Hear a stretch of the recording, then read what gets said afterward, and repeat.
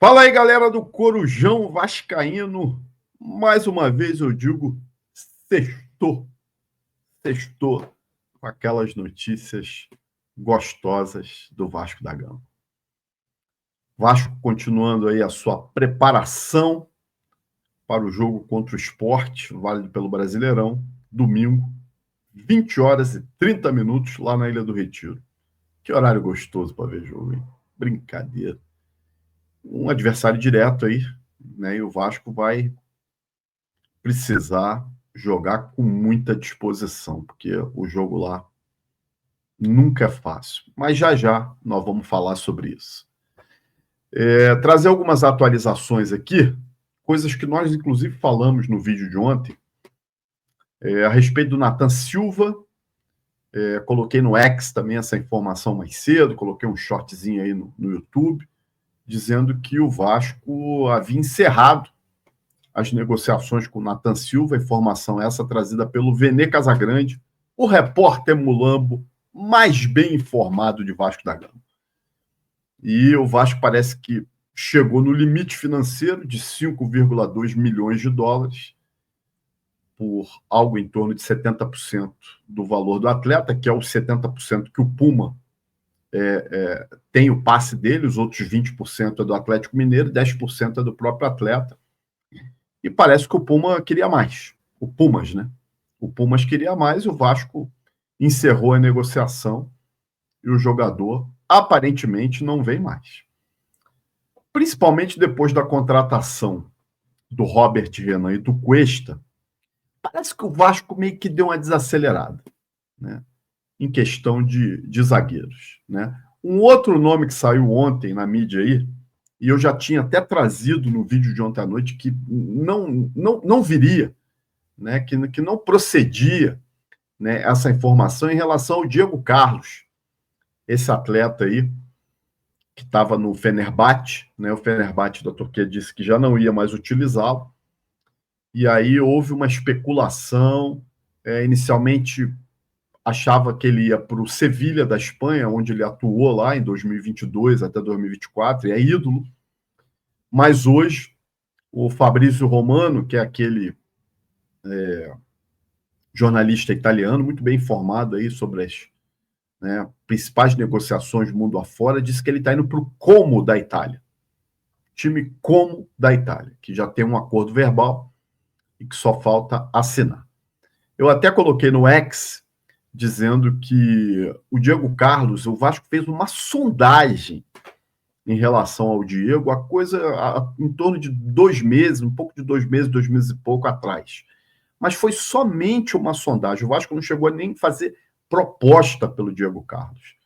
Né? Um jogador aí que vem sofrendo com algumas contusões, é um jogador bastante valorizado ainda no mercado, então não haveria possibilidade do Vasco trazer, até pelo salário dele. O último salário dele no Fenerbahçe é algo em torno de 2 milhões e 400 mil mês. Né? É um salário bem alto para os padrões brasileiros e, vamos dizer, principalmente para o padrão vascaíno. Né? E aí tem outra informação a respeito de mais um zagueiro. Esse aí também já tem sido falado há muitas e muitas e muitas vezes, o tal do Alan Saldívia, né? Jogador uruguaio que atua no Colo-Colo do Chile, 23 anos, e mais uma vez sendo especulado no Vasco da Gama. Né? Tem jornalistas aí estrangeiros dizendo que o Vasco fez até proposta para ele, eu não tenho essa informação. Né? O fato é que é um zagueiro de 1,80 m. A gente já trouxe o Cuesta de 1,79 m. Aí a gente vai, vamos dizer que vem esse tal de Saldívia aí com 1,80 m. O Hugo Moura não é tão alto assim. O Lucas Freitas também é um zagueiro baixo.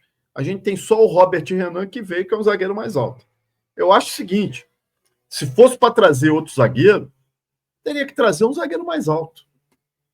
Né? Porque ficar só com o Robert Renan, que é um zagueiro alto, e o resto tudo pequeno, tudo baixo para zagueiro, eu acho que não vale a pena. E vou dizer mais.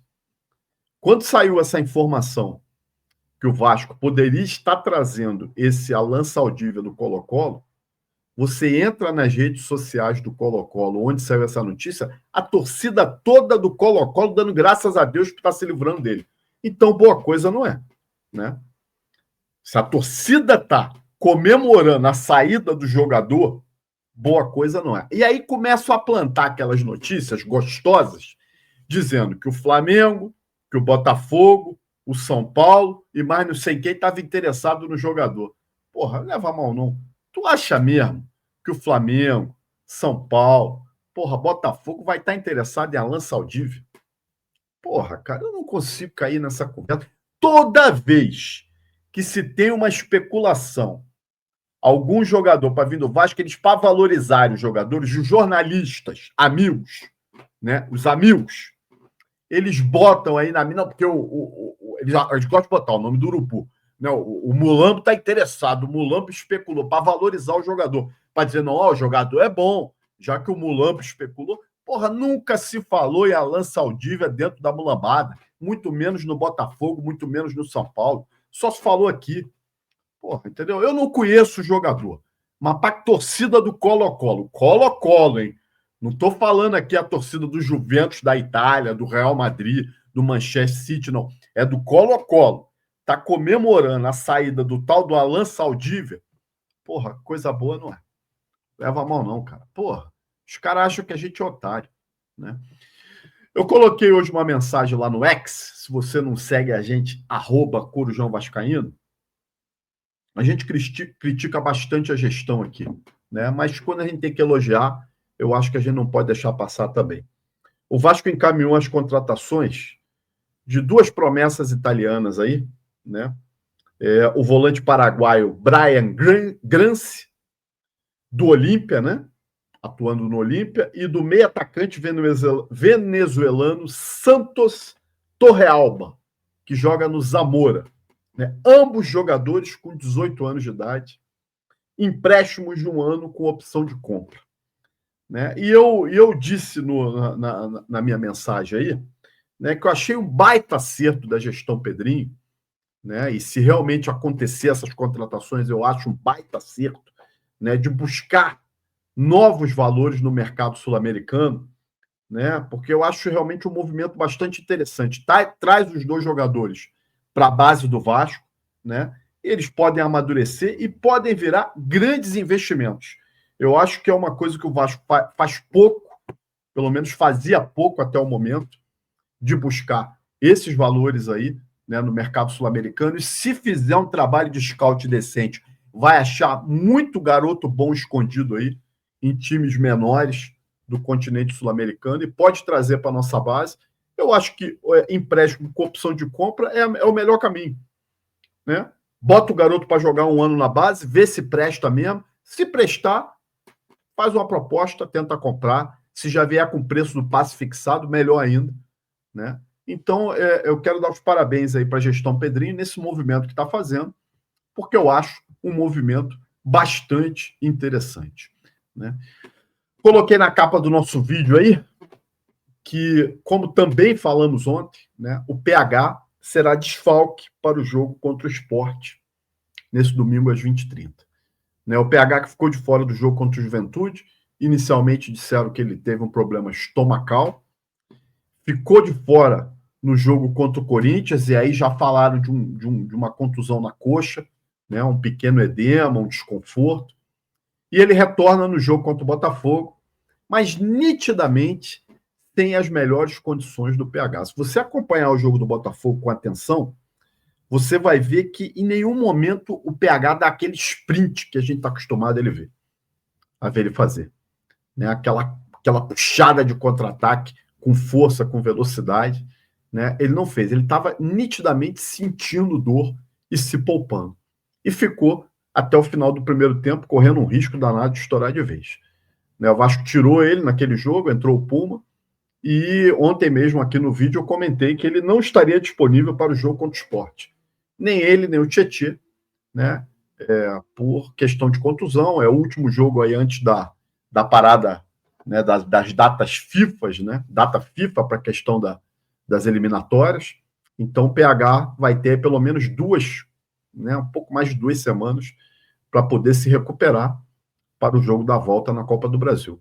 Eu acho que é o correto a se fazer, né? Só que perdemos muito, mais uma vez, para esse jogo do Brasileirão, a gente ficar sem o PH, que hoje, eu já falei em outras oportunidades aqui também, né? Se há um jogador que nós somos refém, hoje é do PH. Não é do Coutinho, não é do Verratti, não é do Ryan, é do PH. Porque o PH é o cara que tem o melhor preparo físico do nosso elenco, é o cara que dá intensidade no nosso time, né? Faz a puxada do contra-ataque, faz a cobertura na defesa, sempre com muita disposição. O time joga diferente sem o PH. Ainda mais porque o reserva do PH é seu Puma Rodrigues. O Puma Rodrigues, ele é um ovo Kinder. Tu nunca sabe qual é a surpresa que vai estar naquele jogo, né? Tem jogo que ele entra morto, parece que entra dormindo, parece que tomou um remédio para dormir, né? Entra lá com sono. E tem jogo que ele entra mais ligado, né? Até no jogo que ele entrou contra o Botafogo, ele entrou bem. Ele entrou bem. No jogo contra o Corinthians foi um desastre. Mas no jogo contra o Botafogo, ele entrou bem. Então, a gente não sabe qual é o Puma que vai entrar em campo nesse jogo contra o Sport. E não tem outro para pôr, gente. Não tem outro para pôr. Ah, bota o Paulinho da base. Cara, o Paulinho da base está há muito tempo sem jogar. Eu não sei como é que está o Paulinho, não sei qual é a condição dele para um jogo tão difícil, tão pegado, como vai ser esse jogo contra o Sport. Disseram que o Diniz, há pouco tempo atrás, aí treinou o Lucas Oliveira como lateral direito.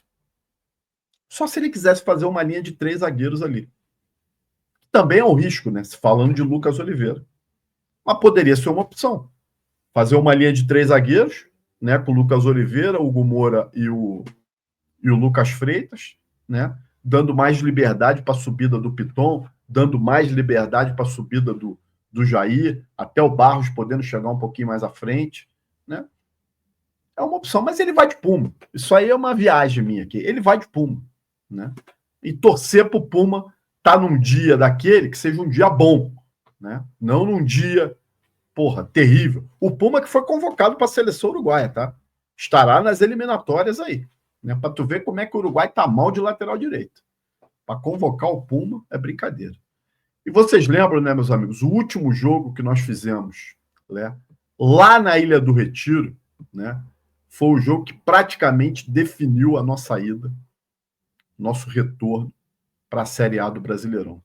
Tem um pedacinho aqui, eu tirei apenas o som para não dar nenhum problema de direito autoral, e foi o Klaus que apitou esse jogo aí, né? Momento que ele foi no VAR e marcou o pênalti, né? Aí a gente vê o Nenê e o Raniel vai lá bater, e aí depois daquela confusão toda, vocês lembram como é que foi? Esse foi o último jogo nosso lá na Ilha do Retiro, né?